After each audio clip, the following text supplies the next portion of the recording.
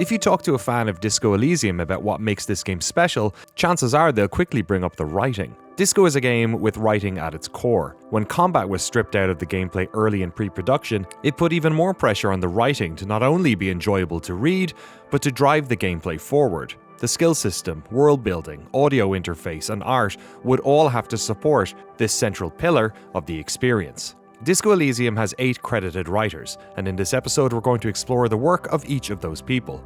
In our previous episodes, you've already met Robert, Helen, Argo, and Martin, and in today's episode we're going to introduce you to Olga Moskvina, along with the work of Justin Keenan, Kash Deker, and Martin Luiga before he left the project. Crediting who with what is a particularly challenging effort given the collaborative nature of the project, but it does allow us to explore some important production processes that the studio developed, not just how they collaborated as a team, but the critical work of editing, where writers would both clean up and modify the work of others in an effort to add flavour and consistency to scenes and characters. Later we're going to explore many of the characters you know and love, alongside essential world building like the Pale, how Harry and Kim evolved during development, and much more. We've tried to keep this series as spoiler-free as possible, but there's no getting around it in this one.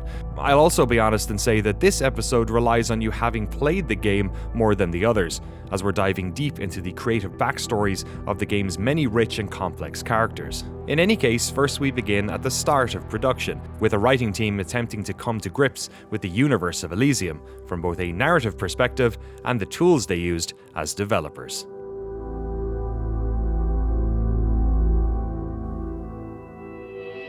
The writers' team was like I was most connected, and that was what who I was most working with after the programmers, after getting the original kind of design structures for the dialogue up, which me and Derv did together. We got this pipeline from Artisy to the dialogue engine down, and we kind of developed rules like a passive skill can never speak before a normal character needs to speak before. It always comments on things, and then after that we needed more writers on the team, so we just started looking for them.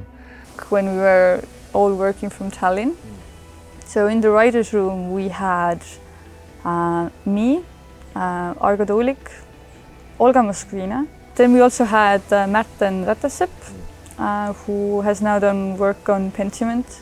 The whole test character was literally to me and Helen and Argo was just come up with someone new and write an interesting scene, a new additional character to the game. And I wrote Tommy. Yeah, like a lorry driver who had like a hidden, pleasant side, because every other lorry driver at the time was a huge jerk. Argo, because we'd written so much together and then we played so much together and he knew the world, Argo was the writer I could use to pass the baton over in the main story if it was kind of slightly peripheral to the main story.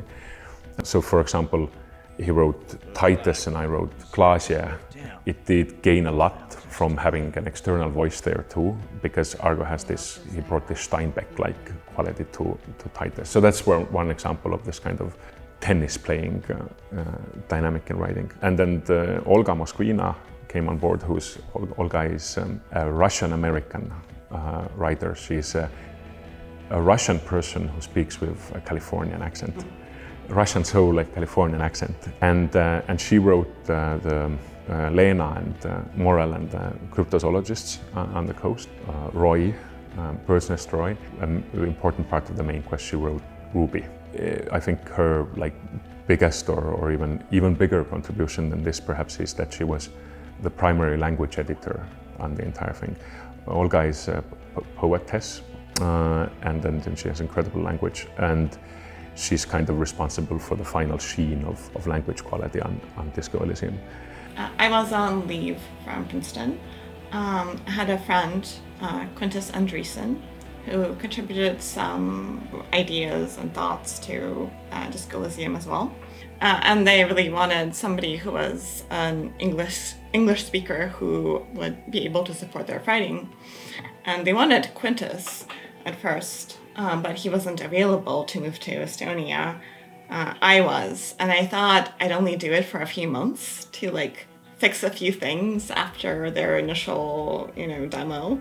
Kash was a writer we got in the last year to do a lot of structural editing. Kash is like a structural genius. He can really keep things in mind, like the old soul mystery. And the game had a lot of structural programming, which is just mind-bendingly difficult. And he filled in some of the missing parts and some of the warp dialogues on the coast, and did a lot of game design for putting containers on the map. And like this final part of the game came together with his help. Training period or teaching period for a new disco rider, it takes about like between like 4 to 6 months, like to actually get from okay, you start learning the tools, the methodology, and now you're more or less able to write independently. The first month we mostly just did like lore lectures. Robert was giving like a big Elysium lore dumps. It was like going to the university, but in a fun way. I do get a little bit like about some of the vibes people try to present as about everybody just being like punks who never finished college, because so many of us were actually like fucking teachers in college. Like I taught college writing for 6 years. Martin has a semiotics MA from Tartu University, which is the best university in Estonia.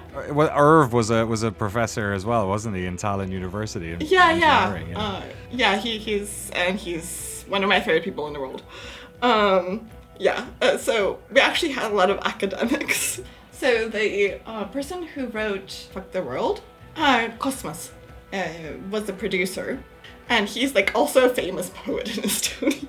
For example, Siim Sinamäe, Cosmos, a producer on the project, is also a really cool, funny writer. And then he wrote Piss Flaubert, as we called him, and Fuck the World.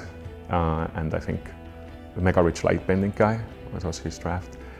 And then we had a writer called Märten Ratasepp, who took a lot of work from Martin Luiga, who sadly had to leave the project after about a year.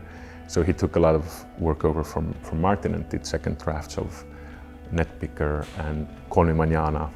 My favorite Märten character, which has most of his tone in it, is Tommy Lom. It has like when Märten's friendly. That's kind of the soul of like friendly Märten is in there, which I really liked.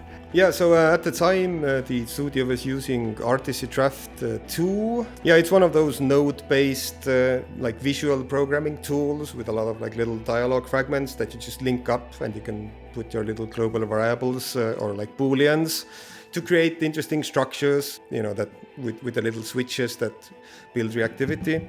The onboarding was basically, I think we sat in the main room of the office, and Robert just basically showed on a big screen. He opened Artisy and just like demonstrated how to build the dialogue structure of an NPC that you are encountering, like, the whole greeting part, and how to get to the hub and how the hub works, and what's a fragment, what's a conditional, what's an instruction, what's a boolean, right? What's a white check, what's a red check, which those had already been designed at the time. What's a passive with the skills talking to, like how to set everything up. He basically over the course of maybe like a couple of hours just like wrote an example dialogue with like everything that we needed to know. Artisy Draft had like such a huge part of the way of influencing the way the entire game is written, because I think every writer knows that like if you are staring at a blank Word document, nothing comes out. You're just like, I don't know, today is not the day, like I'm not writing anything.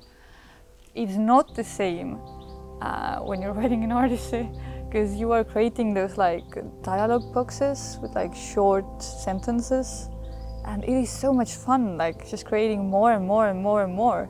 So I think every one of the writers that we had on the team previously had a problem of like not writing enough, and then for the first time ever the problem became that we were writing too much. Like there wasn't enough time to edit it, to go over it. We would like have to cut some parts. We were like, but then everything was written was so good that you were like, oh, we gotta just have to find the time. And that was all because of Artisy. There was a lot of dialogue, so it got like quite chunky. It's at some point like froze completely because it definitely wasn't built for it. We like contacted them as well, and they were also like, yeah, it's like, it's the first time like anyone's coming with those problems to us, so we don't really know what to do, but they were great. And it's also so easy to learn that as a program. I hope Robert's okay that I say about it, but he's not like a natural, like, learning about a program kind of a guy. He's like, all over the place, but it's very easy to teach artists to someone. Like it's so intuitive. But once we got past this tutoring phase, then yes, we had, and this was, I think, one of the key reasons why disco writing ended up being so cohesive in the end was that yes, we did these group editing sessions where we were all sitting behind a TV on the wall, and we're going through Artissi was the writing program. We was in Artissi going through the dialogue card by card by card. That's like an interesting process, and I think at the time I even ultimately didn't get like on exactly the same level than the other writers, because the several of the Saum people like Argo and Helen and Robert, like they grew up together and they had done their tabletop stuff and their writing stuff together in their little cultural society thing, and they already had like some similar understandings and views of the world and even like style.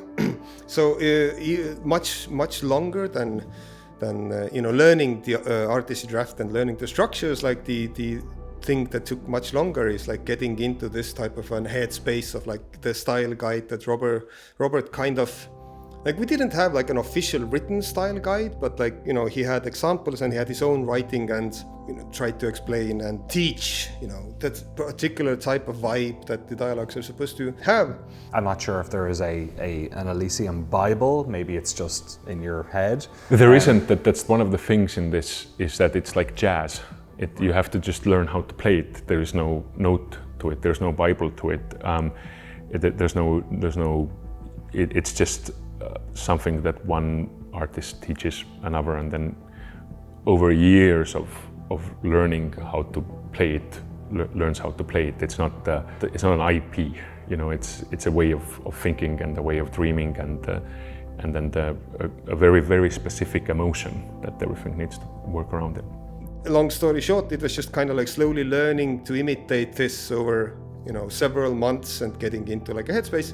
At least, like, since various characters, various NPCs are in the world as well, different people, like they obviously cannot all sound exactly alike, so you can have something that is something that is more like you, or like I write in some perhaps slightly different ways, and this fits a different character that who is a singular person. Like, so if everything and everyone sounded exactly alike, then that would be weird.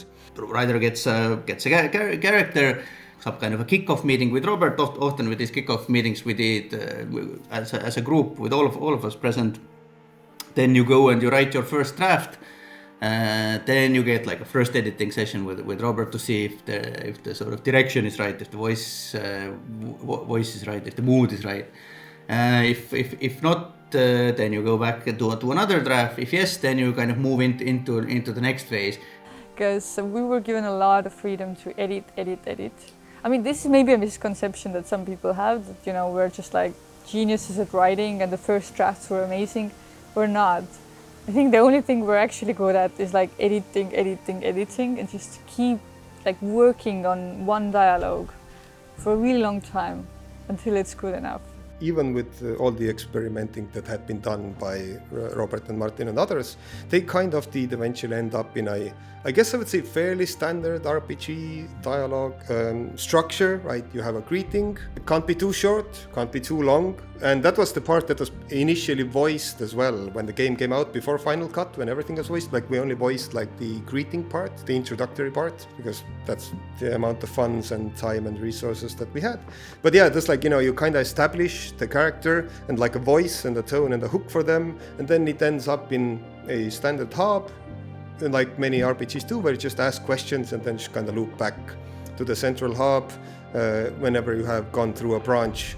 I would say that there were different characters had of course different amount of editing sessions. I think Robert has said on an interview before that 70% of Disco is a rewrite, and 50% of that is a rewrite of a rewrite. There was a lot of rewriting, and some of the most sort of legendary rewrites were, I think Kuno was rewritten, like I rewrote it like 15 times, Evrard, I think probably like seven times. Like this became like a bit of a joke in the office. So what is Arx doing? Oh, he's riding Evrard again, and we're like 3 months away from launch. Like, why is he riding Evrard again? But it was extremely necessary. Like, this is another thing I've noticed in working in modern games industry, that quite often it is expected that the first draft is good enough, but sort of you do need to polish, and you do need to have the freedom to throw away bad stuff. You should never be pressured to put low quality work in just because it already exists. Like, bring more life to these characters that you then need to go and write over the next several weeks or occasionally even months if it was like a very hefty thing that had a lot of going back and forth and branching and maybe like interconnectedness with other characters. So, you know, some characters took like a month or two to write, which is insane for RPGs. Like, oh no, like no one else writes things that long. You need to be done in like 3 days. What are you doing, right?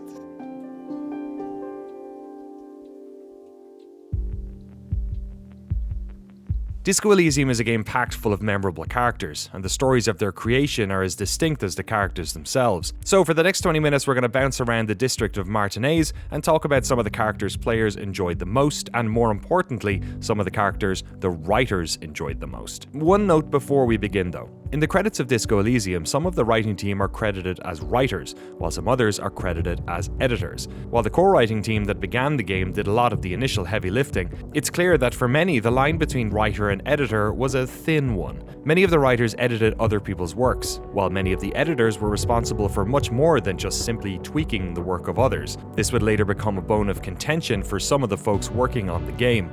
We'll explore this in later episodes. For now, let's dive into how all these people wrote and collaborated, and an appropriate first stop is Harry's first human interaction, which, as it happens, was the first interaction with the game for many of the initial writers.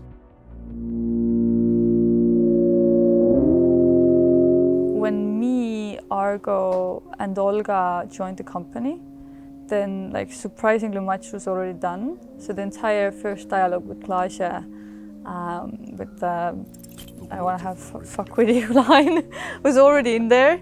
And this was like the first thing we like learned about the projects at all. Like Robert did not tell me anything and was like, just play it. And I was like, okay, yeah, I want to get on board. I want to write that. So at some point I became the side quest person. I kind of realized that all the side quests were thrown in me. I think it was a Doom commercial area. It was church, ravers, and definitely like the entire apartment building. I've been trying to figure out what exactly inspired it. I think it might have been our own studio and kind of, there was the video game studio that we had in the same building. There was a bookstore, there was a tattoo shop. And also previously there had been like, an art gallery, like so many different things. And at the same time, the house itself, our studio, was almost like this labyrinth, this mystery. So we wanted to put that into the game. And this is what inspired the Doom commercial area. I think the most difficult part was actually, getting the level design correct, in a sense that, there had to be something hidden that you discover. There is, in fact, one thing that has succeeded. The dice maker's like little cave that she has built. So like just this took a lot of concepting. Like there were like so many versions of it. And then, of course, there's Pleasance, the way she uses spirituality to kind of protect herself against the world. Because it's very clear that the world is just like very unstable. Revachol has this very difficult history. And there's always this feeling that I don't know what's going to happen. And if you're this like small business owner who's like trying to get by, then you just want some kind of explanation for everything that's happening. So, yeah, I think Pleasance is like the key character there. Yeah. No! Please just talk to me, officer. Come here and let's talk this through before you decide to do anything extreme. Lies. Rip them open, we say. The whole bookstore part, that was like a lot of fun, I have to admit. Like, this is one of those parts that I really enjoyed as a creative process as well. Everything involving Plaisance, who was for once a character who wasn't pleasant that I could write.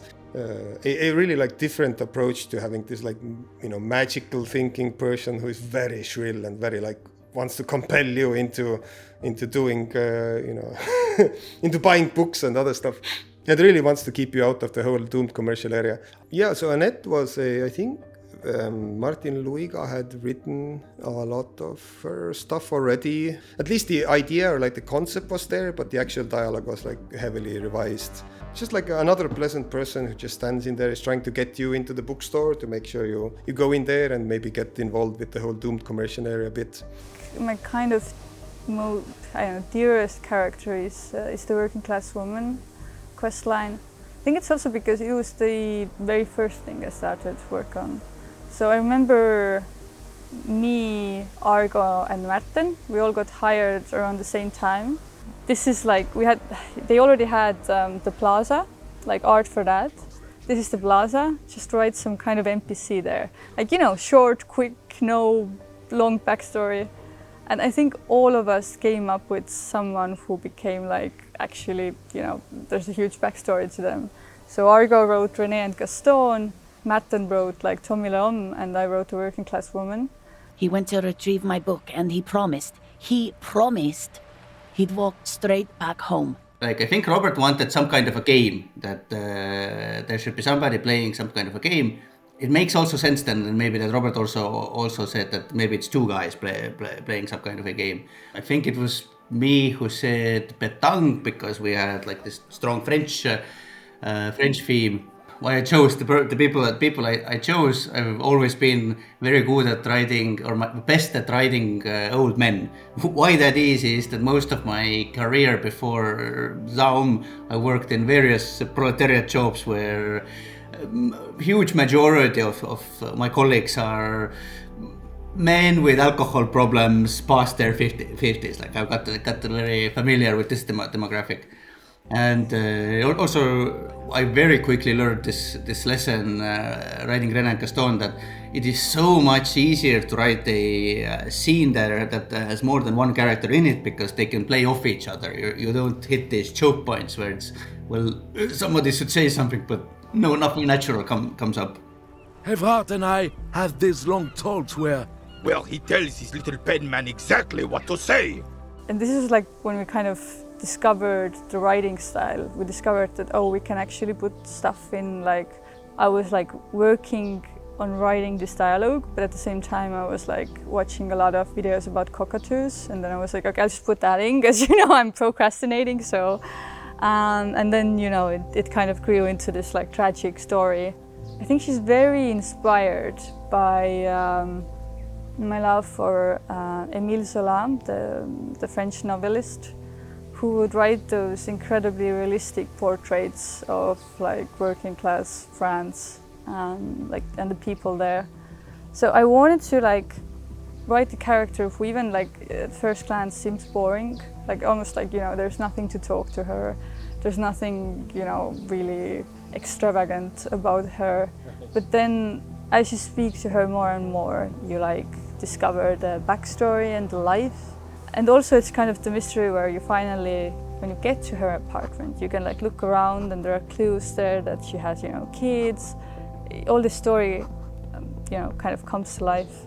So I think that's what I like she's surprisingly simple for Disco Elysium, who has like so many colorful characters, but I think she still stands out, yeah. And I think the final bit, so this is like spoilers here, but the final bit where you go to tell her and give her the death notice, I think this is like one of the hardest things I've written, because it took a lot of research. I wanted to do this bit right, and there was a huge question of like, you know, Harry is like such a humorous character, like how do you do it seriously? Like how do you kind of make it so that Harry as a character also understands that, like, you know, this is not the place for jokes, this is just like something very moving and serious. So it kind of ends up that, you know, the one who's making the jokes is the working class woman who is like, oh, have you come to talk to me about the cockatoos? And yeah, I think this is the kind of the moment I'm proudest of in my own writing. He was just... But he was just here, alive. We understand this comes as a huge shock. I want you to know that me and my partner are here for you if you have any questions. Take your time, ma'am. What happened to him? And then I think Argo's best character is obviously Kuno. I mean, Kuno is just amazing. Get your snout out of Kuno's ass. Kuno knows how hard Kuno pushes it. Kuno pushes it hard level. I remember the first version of it. I think Kuno is something that first came out of like tabletop games that like Robert and Argo played. So they were like familiar with that character. And I think he's like one of the most loved characters now, so absolutely amazing. The really difficult thing was to actually get the Kuno's language, Kuno's speaking rhythm down to a point where it's not annoying. Like because I've seen even new writers try to write Kuno, and it seems so easy. Like just say fucking shit a lot and refer to yourself in third person. But in reality, you kind of find this rhythm where it almost sounds like a weird melodic rap when Kuno speaks, and find how often per sentence can Kuno say Kuno before it becomes like annoying and it's sort of feeling like someone hit the wrong note. Like this is really difficult to fine tune, and also there are moments where the mask has to slip for a moment and he has to say I, like to sort of emphasize this crack in the facade, this vulnerability. And I remember both me and Robert had this realization that after you've edited Kuno for like 2 or 3 weeks in a row, then you need to detox because your brain starts also thinking in the same rhythm. Like you can't speak or think like a normal person anymore. You need to de-Kuno yourself. Kuno could already see you soaring through the air like a fucking eagle. Pigs in Kuno's debt now. Money debt. Kuno doesn't fucking care. Luix and myself, we always had this fascination with archaic and odd phrases in the Estonian language. We used to play around with language quite a bit. Estonian language doesn't have genders, but we have ways to express femininity in words sometimes. For example, in Estonian dancer is tantsija. It's a gender neutral word, but if you want to emphasize that it's a female dancer, then it becomes tantsijatar. And in the same way, Luix came up with kunotar, which is basically directly translates into kuno s, like a female Kuno. And when the video game time came around, then the idea for Kuno S was that she's even worse. Like that, little by little, as you familiarize yourself with the scene and start understanding what's happening, you understand that she is the sort of the powerful one in this dynamic. I come from the woods, Gutta Vittu. You don't want to go there with me. You don't want to see what I've seen. Don't be traumatizing here. Get the fuck out of here. Gary the crypto-fascist. he's an interesting... That's my joke. Like the cryptozoologist, Gary the crypto-fascist. It was always like a basic good joke. As a narrative designer, I set these characters. I just knew what they're going to have to do, a little bit of the structure, where their white checks are going to be. As a designer, I set this up. And then that character is Olga Moskvinas. It has this incredibly funny little moment where you become really paranoid and think that Gary the crypto-fascist is sporting massive anal beads. And then Kim tells you, you wouldn't hear them. You wouldn't hear them if he was wearing anal beads. You wouldn't be able to hear if you were wearing anal beads. Please excuse my colleague's humor. Working this murder case is taking a toll on us both. And then we had editors.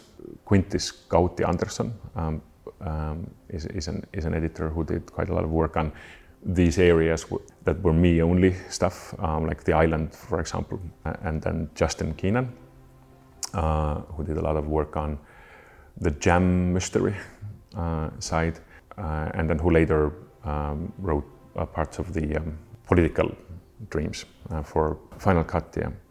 We were close friends. We edited a poetry journal together. He was in English doing a creative thesis. I was in literature, so easy connection, right? And I brought him into his own because I thought we needed another person who would, be a good editor. I trained Justin in writing when he was in Tallinn for some weeks. But apart from that, he was in the US. One of the funniest things that Justin wrote is some of the dialogue for, the Wild Pines rep, Joyce. He was the perfect person to edit that. I mean, he went to Harvard with me. So writing a New England sort of, haughty type was natural. Justin and Cash both were insiders enough that I consider them the grognard guys, but since they were so heavily tied into the production, I think Justin was very, very good at getting the vibe of how the writing is. I think that a lot of people should have just been listed as writers in the credits. Because we were all editing and writing. Justin Keenan, who is still a lead designer at Zelm, wrote a lot, actually, even though he's only listed as an editor. He finished a lot of dialogues. He read a lot of new branches, too. Martin Ratesep was also a very serious writer who did both writing and technical editing. And he should have been in the top list with, me and a few other people. Why that happened was for reasons I don't want to go into. But in the end, we were always in each other's writing. We were always adding branches to each other's writing. We were always editing each other's writing. I'm Cindy the fucking Skull. What else do you want to know? Cindy was there. In a greater form than the rest of the characters I wrote. There was already VO for her in a trailer, so I had a lot to work with. This person who really believes in making the perfect work of art as a statement. I easily dropped into that. Robert is very good at knowing where to direct people. So he had me write the academics, the cryptozoologists, as I knew how to write someone like Lena. Robbie gave me instructions, but I just also saw her as this person who was even more than, instructions. Lena was also something that we really struggled, because I think that Lena is a very difficult character, because there is so much about the world she wants to tell you, and is able to tell you. So we were we kept writing it, and it kept coming out as this lore dump that you get right when you're just waking up and what's going on. So this took a lot of rework, and I think almost everyone, maybe not Argo, but everyone else worked on Lena at some point and did their own draft, and then it got rewritten and rewritten and rewritten. I very much love what Olga did with Ruby. Ruby is such a central character. And very tragic character, maybe the most tragic out of everyone. And she kind of gets very little screen time, but she's super important. I think there were times when we were kind of avoiding getting to Ruby because we were oh, how are we actually going to do justice to this scene? Maybe let's just write all of the other parts of the game. Let's just skip that. Because we were just so uncertain if we could actually, it's an entire showdown that happens with her. Where you kind of discover that you've been following this false lead. And I think she did a brilliant job on it. With Ruby, Robert very much said, write her as a Californian, because that's something I know, right? I think Robert is very, very talented at knowing people's strengths and how to get good work out of them, like even in the worst circumstances, and how to inspire them to do that work. I worked closely with Kaspar on her character portrait and how she would look, based her on a character from, visually, Derek Jarman's Jubilee. Her dialogue was extremely fucking complicated to write. It took, all the reactivity, all the, combinations of things that you could have done. And after Martin left, I was kind of technical editor on the game anyway, because I was basically very aware of every player state, every game state, and where the variables could be found. And also writing, someone who's, generally a good person. One of the few good people in the entire game, who's truly just, there for others and fucked by, life. And for Martin, I think Tomila Holm is kind of sense of normalcy in the madness. So we both worked together on the commercial area. So we did, I think, most work together with him. But yeah, I would say that Tomila Holm with the poems, with all of it, it's a very Martin character. Stuck in the rain in a traffic jam, man. What's on your mind? Ease into it. Don't go too far. This seems like a personal matter. Yeah, I do remember. Especially since the beginning of the game in Whirling in Rags, you're really Harry is really getting dunked upon for a whole lot of time. It takes a long ass time to get out of that little motel, and then most everyone other than Lena, I guess, is being a real jerk to him. And then I thought okay, let's write someone who is just chill and kind of I guess he has more a hippie truck driver vibe, and he smokes and has a inner soft side. It is revised in some ways. There are in the final stretches of the game until it got released, it has gone through some little polishing. Something is more snappier. Some of the Czech stuff is slightly altered. But yeah, initially he even had a whole world building, truck and world building related check in him that I remember spending time on, just because I was trying to figure out how to do white checks and all of that.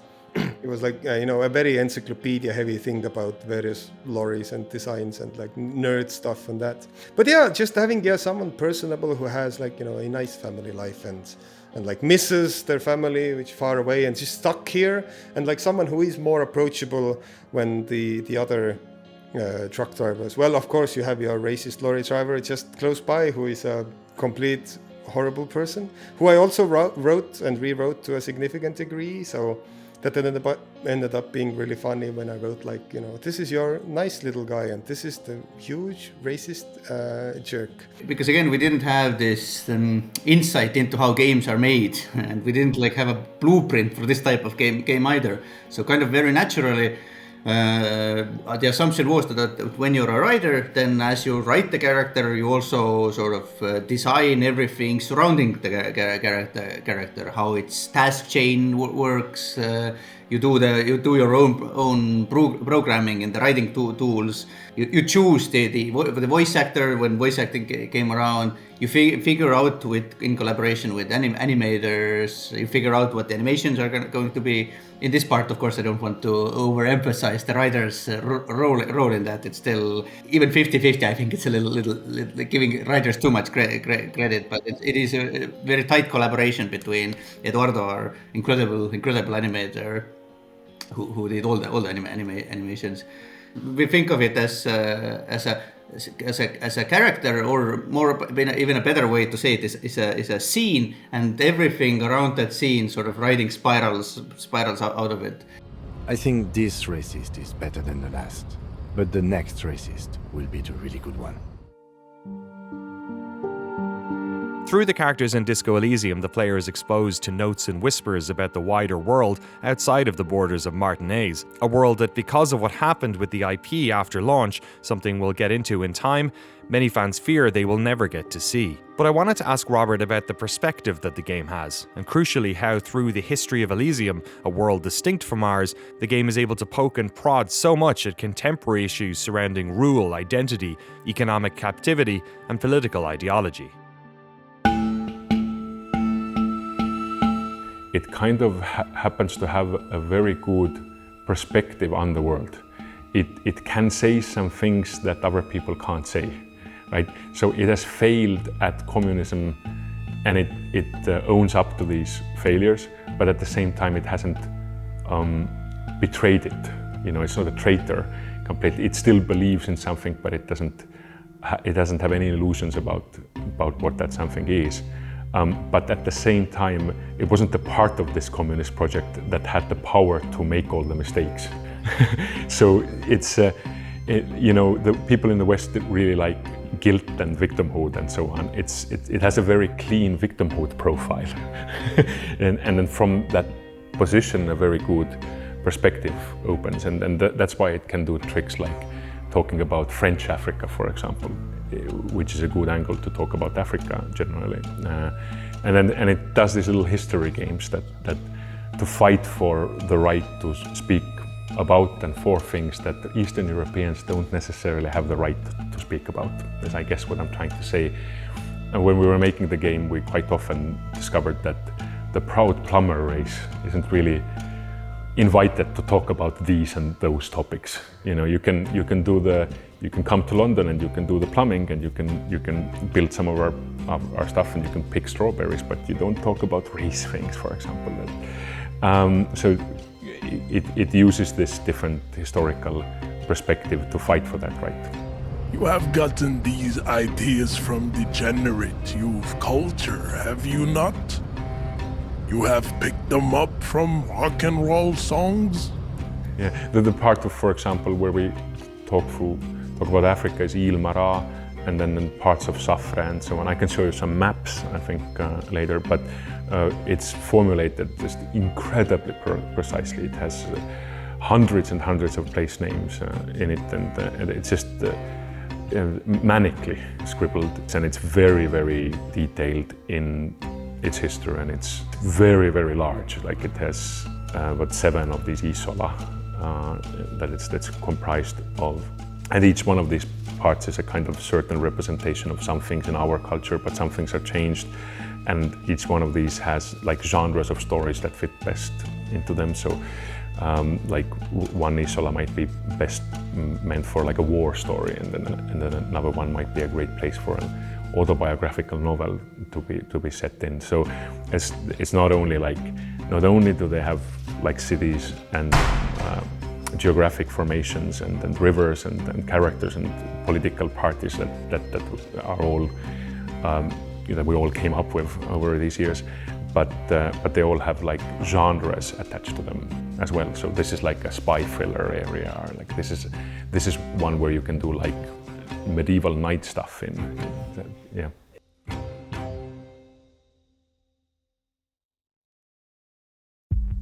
While the grand scope of this universe and the golden path of the game were constructed from Robert's imagination, the two central characters of this story would be touched by the entire writing team. Harry and Kim, the two cops at the nucleus of this drama, had been outlined by Robert early on, but over the course of the game's production they would evolve and mature, often in surprising ways. I think about the time I tried this World Autumn one, that I think didn't add to the Amnesiac story.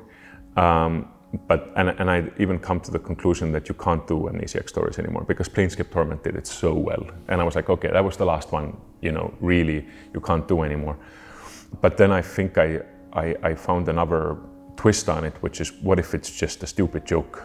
Like what if it's just that he just drank so much that he can't remember? And I knew that if I would be the game master in a pen and paper campaign, and I would like, for example, you would wake up as Harry, I knew that would be a really fun opening sequence because I could tell you exactly who you are by the objects of your character.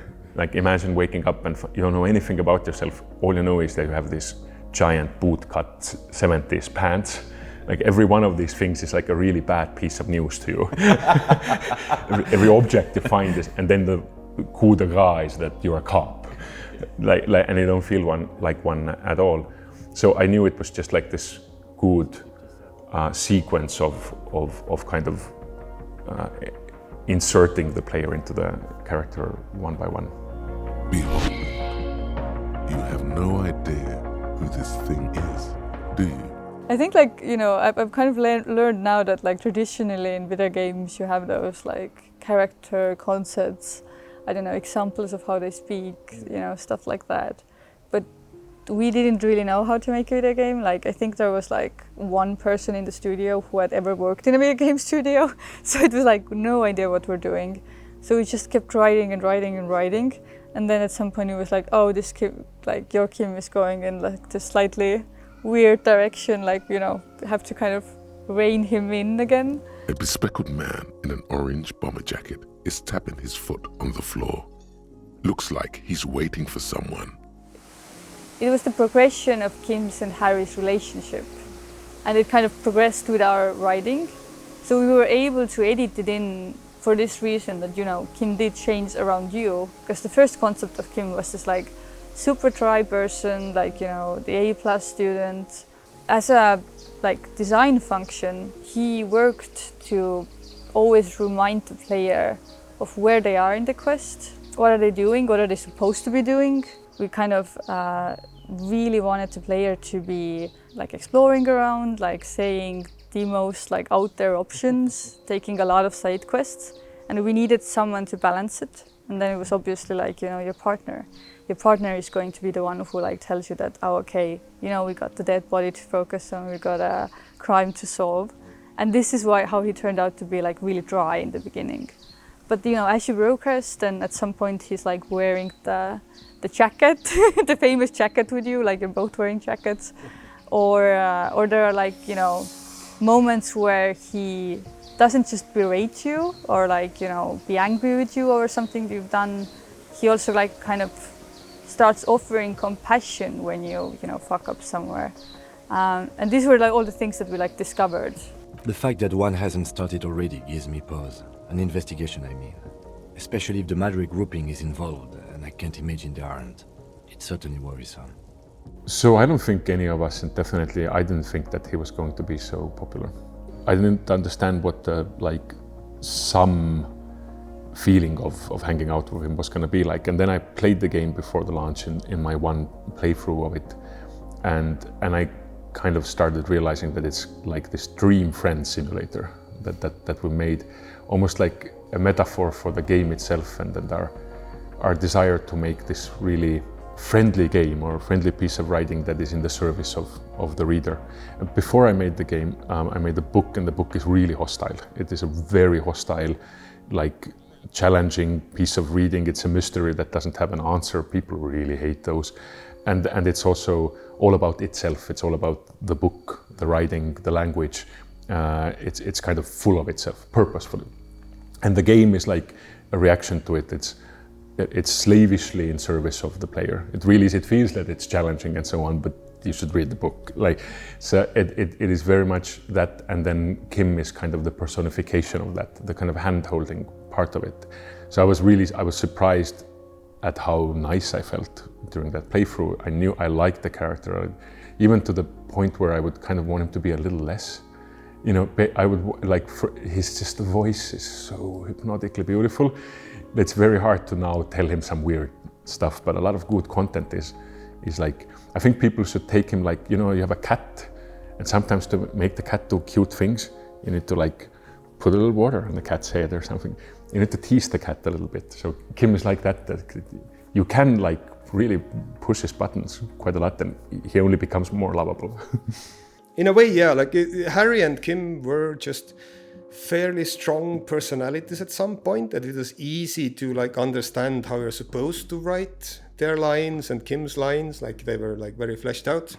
But I have always thought one of the strengths of both of the characters come that they are clearly they are written by everyone. Every writer had to write Harry and Kim stuff within their dialogue with some particular NPC or scene. Right, so and then what you needed to just kind of like internalize is like the vibe of Harry and the vibe of Kim, and just kind of keep that cohesive. And obviously, like, editing helps that out later. One of my primary accomplishments on DE really was saying Justin should edit all of the writing for Kim because they're kind of similar characters, and I knew Justin would just do such a good job of that. And I think I pretty much won there because Kim is such a fan favorite. And like, we were all writing Kim so differently, and it was a problem. And like, somebody needed to like take charge of that. And I really, really admire what Justin did with editing him. I very much like enjoyed the kind of energy then. Each and every time we like wrote parts of Kim and Harry, which for us were like shared. So I know that some video game companies do that, like all companions are written by one person. We didn't do it. You would like go over and discover that their Kim had like parts that you never knew. So I just absolutely loved it, definitely.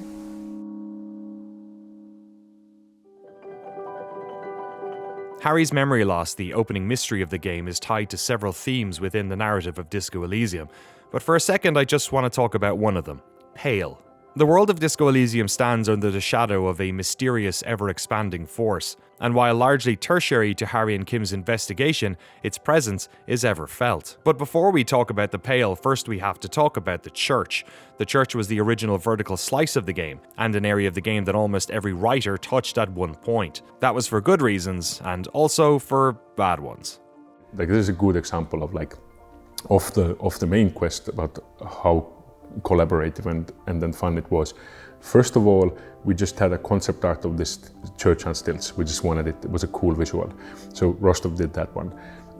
Then we had a writer who later became a sound designer called Andrus Lansalu, who was the first person on it and who developed a little bit of the Pale concepts there, which I didn't actually want to have Pale that much in the game, but because writers who start writing Elysium tend to really want to have that Pale stuff. So he had the same one, but had a really cool take on it. So it was okay. I explained how the Pale works in that way, how the swallows work and stuff like that. So we could get something in there. But it became much more ambitious than I wanted it to be. Now it needs to be done justice because it has the Pale and stuff like that. So I knew I need a little bit of my writing to have a tone in there. So I wrote the speed freaks in the tent, because then I give it off to everyone else. And then you have to have like one element that reminds you of some of the other writing there. So I did that for the vertical slice. The world building was all like pre-done there, and the Dolores Day thing, because I needed that for example, I needed the Dolores Day stained glass window for meeting Dolores Day in the end, so I needed to put that in. Then Olga Moskvina came and wrote the Crab Man, and then Helen wrote so there's parts of Noid that were written by Martin and then left there, so it's like this hodgepodge of things that people are doing, and it's not a sign that everything is going well on the project, because people are starting and then abandoning it, and then half-filled work is there. Keep editing it, keep communicating with everyone until it comes together, until it's not so clashing with each other anymore. The biggest thing that Helen did was sauna. So all the sauna dialogues really bring it together. But again, I don't think this is the right way to do things. It seems I could represent it as the most utopian way. Oh, everyone came and did cool stuff, but that's not what it felt like. It felt like constantly like keeping something from becoming a catastrophe. She's looking for a disruption in the radio waves. The lieutenant raises his brows, but doesn't say anything. The Church serves as a good example of the frustrating battlegrounds the writing team would often find themselves in. Not just fighting the game, but fighting each other too. Many of the editors and writers felt like they were constantly having to go back in and fix unfinished work left by others, often doing so secretly, hoping that nobody would notice. There were arguments over how certain characters were portrayed, and frustrations over favoritism or how long it was taking certain people to finish their work. Much of the off-the-record conversations I've had with the writing team reflects this frustration and tension at the time. The type of arguments you'd have with close friends or roommates that fester and deepen the longer they go unresolved. But these weren't arguments about who didn't clean the dishes. It was far more personal than that. What you have to remember is that this was a group of highly skilled, highly motivated people working on a project that felt significant artistically. None of them wanted this game to have anything other than the best of their work. This was a high-stakes project, which means the arguments were high-stakes too. Robert felt like he had ownership over this universe, and with a weight of responsibility that he often struggled with. Cracks in the team were starting to form. And again, like when I read or talk to other people who write games like this, they just look at it and they're like, you're really making your life difficult there. You just maybe have one guy write it. Things were just chugging along in a slightly weird way at the time already. There was some it was getting like a bit frustrating in the first year when I was there. It was very fun and very creative and very interesting to work on it. And then like on the second year, it started getting like a little bit weird already. There were some weird internal things and stress and frustrations and who knows what happening. I think a lot of kind of arguments were also around like how optional it should be, because it felt like such a, I don't know, beautiful magic that was happening there, that at some point we were like, oh, but people can just miss it. And I think there are definitely like some players I've seen who are just like, oh, we just walked past it. But in the end we decided, okay, you know, we're not going to force anyone in there. It's not part of the critical path, because I think this makes it even like prettier if you do discover it. And the same, of course, with like the cryptozoologist case, where it's like, yeah, let's leave it optional. This was the vertical slice precisely because this was the area that definitely wanted to get in. And that was like super important because Pale is such a huge part of the world of Elysium. But at the same time, we did not want the entire game to be about like, you know, you're chasing through the Pale, like this is, you know, your entire identity that you're kind of, you know, I don't know, researching it or something like that. You know, when you're a kid, you're like, kind of realize that, oh, okay, it's like, I don't know, it's like a science fiction story. You know, the things we know about cosmos, or even the things that we know about our world. There's like so much mystical about science that almost seems like it's not real. So we wanted to be like in the background. Like it's just something, you know, people keep living on. It's just a fact of this world. But then the question was kind of like how would like Harry interact with it? And how would like Harry first learn about it? Because he has, you know, forgotten about everything. So like how do we bring that in? And then the idea was to have it in a church. There is like a speck of Pale, you know, which is danger in itself because it might grow. It also created this kind of alternative explanation for Harry's memory loss as well. Like, we never wanted to spell out the answer. Like, we even among ourselves never agreed what had happened. Because like, that's the thing with, you know, mysteries of life. You have theories, you have like competing theories. Like, was it just too much alcohol? Was it, you know, getting too close to Pale? Did he discover it before? Like, what happened there? Is he just faking the entire thing? Is it like some kind of like psychological, I'm in denial thing? What we did as writers, we just came up with all of those theories. And we tried to like, you know, make sure that there is like, you know, plausible sides for each of those theories. And the church was, you know, the Pale theory. One of the things we discovered about worlds and art and characters and mysteries over that time, I think, like I'm of the X-Files school. That was my first contact with mystery writing, and what we discovered is that you really cannot have a concrete answer to anything very interesting. You only need to have theories. Alan Moore has the same thing in From Hell, which is he says that we will never know who Jack the Ripper is. He will be a superposition of all of our theories about who it could have been. That is the extent of our knowledge. and then that keeps mysteries mysterious.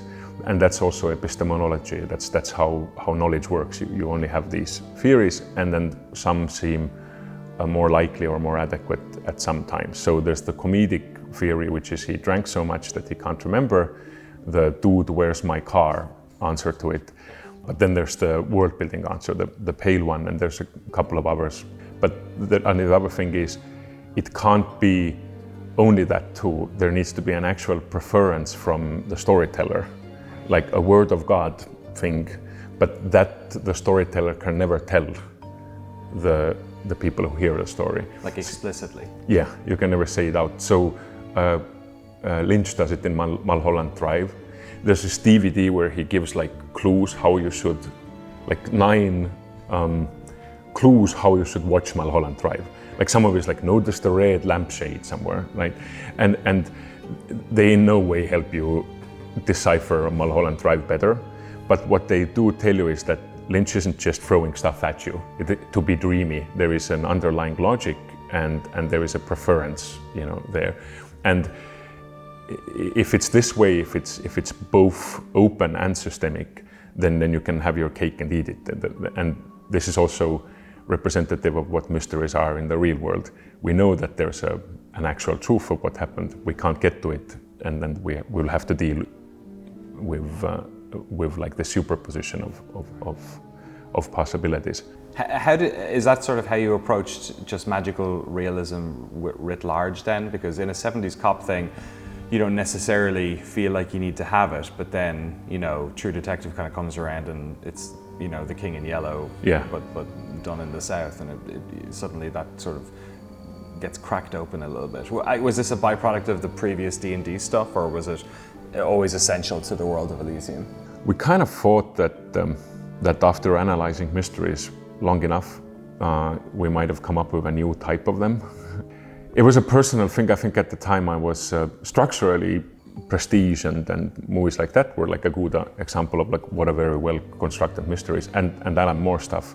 But there also seemed to be room for a new type of mystery that I felt Lost should be.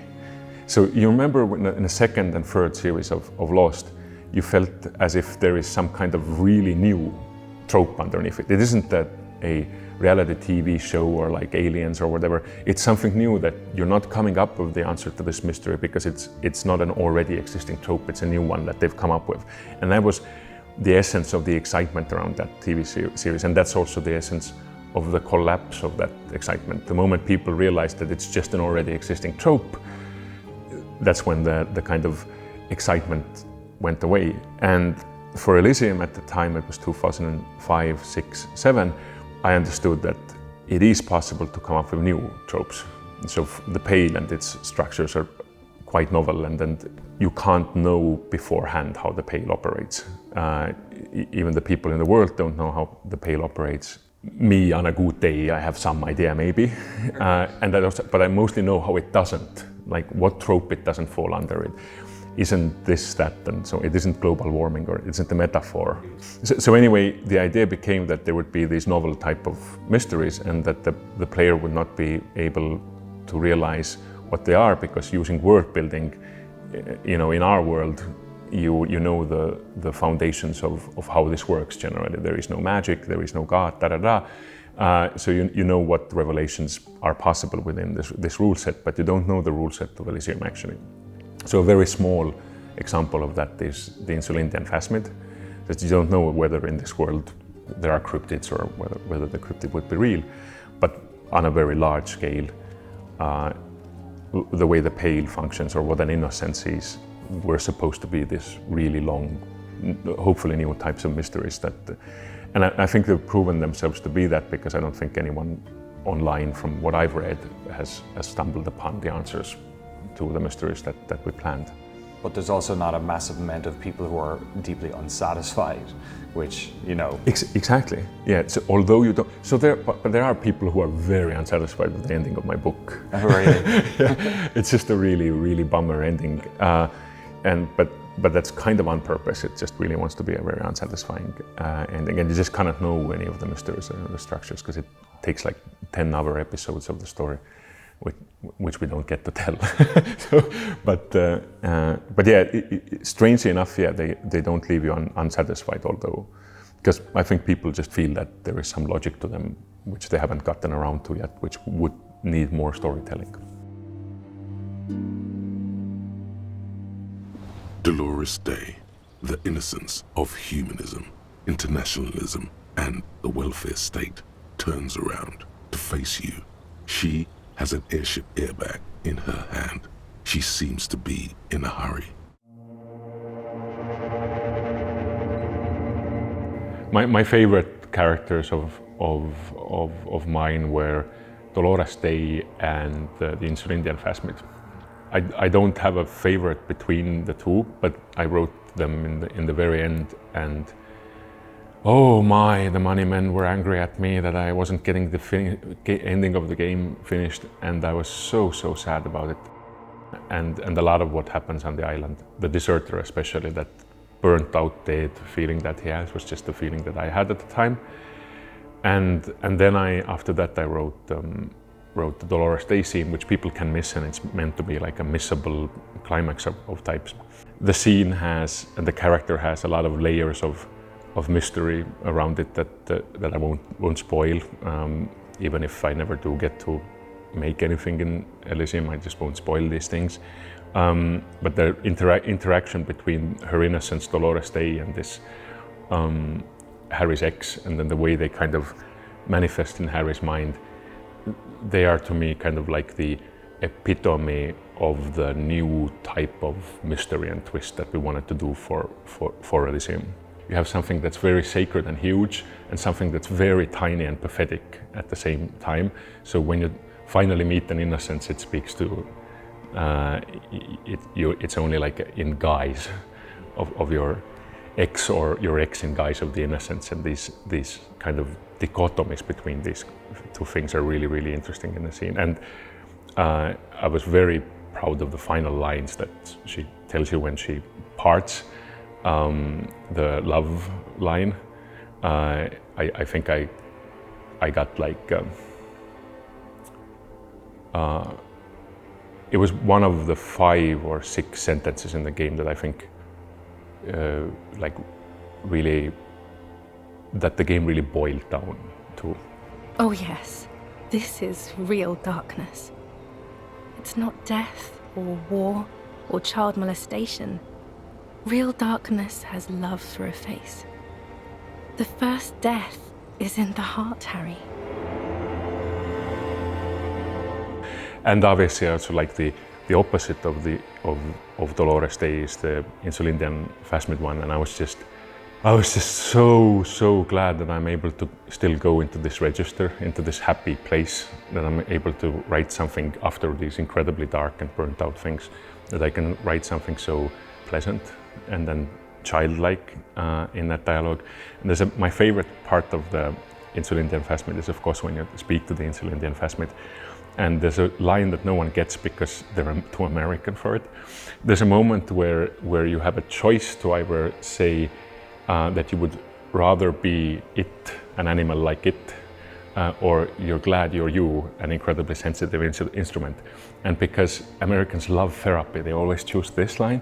But if you choose the first one, like, which I think is actually, would be more, how do I say, therapeutic for Harry to reach out, and he always wanted to be a different type of animal. So after that, the Insulindian Phasmid tells you an absolutely lovable little story about one of its antennas falling off and growing back accidentally as a foot, because the Phasmid wants you to know that really weird things happen to insects. Are you sure you want to be one? And I had a research assistant called Andrus Laansalu, who was also the head sound engineer on Disco Elysium, and he's like this cult academician in Estonia. Like people who are in his lectures really like it, and I've been to one of his lectures about cyberpunk, and it was really cool. So it was a real honor to have him research for me. And you know, if you just go to Wikipedia, you can't get the coolest stuff. If you get an academician, they can get you like real good stuff. So for example, he researched the the autopsy scene for me, what autopsies are like, what happens to a dead body. But he also researched stick insects. I think he's an entomologist, among the many things that Andrus is. And it was like in the beginning of the dialogue, if you're writing a scene and the first thing you can write is something like this, the weird little childish story about it, I was just like, it helped me establish the tone for the entire rest of the Phasmid dialogue. So it's really creepy, but at the same time like childlike and innocent.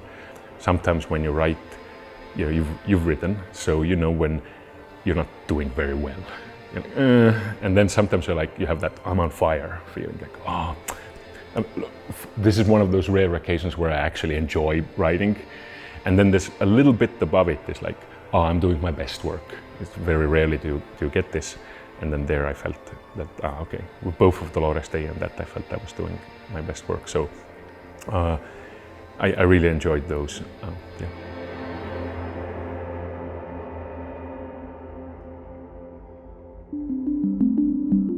There's a lot more to talk about when it comes to the writing of Disco Elysium, but for this episode, we'll end our story here. As the writing team were toiling away creating characters, producers, artists, animators, and programmers were constructing the stage they'd play on. So in the next episode, we'll focus on the work of the artists, the origin of the game's painterly style, how characters were drawn, animated, and given portraits, and how even the isometric frame of Disco Elysium contributes to the player experience. As ever, you can view this episode a week ahead of its public release over on our Patreon, along with bonus scenes and eventually extended versions of some of the interviews, where we'll dive a little deeper into the process of making this game. See you then.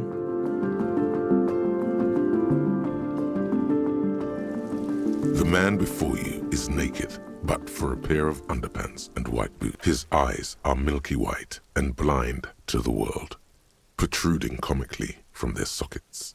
There is no one home, just subaquatic terrors there. Dark brown hair grows on his head. His face is ready to explode from the organic processes inside. The death's head grin has passed. What remains is an unrecognizable mess. Underneath the curdled meat there is an expression, not carried on his features, but below, inside, an expression of pleasure. This man was experiencing joy at the moment of his death. I'm gone. Into the wild pale yonder, in the past, way out in the west. I'm a joke. Look at me. A killer. A motherfucker. And a killer. Takes one to know one. Go ahead, Cobbo. The blue heart. Oh, that's good shit. You'll love it. Just press down and fuck it open like you always do. Fuck it hard. Cobbo the clown. He means force. It'll work.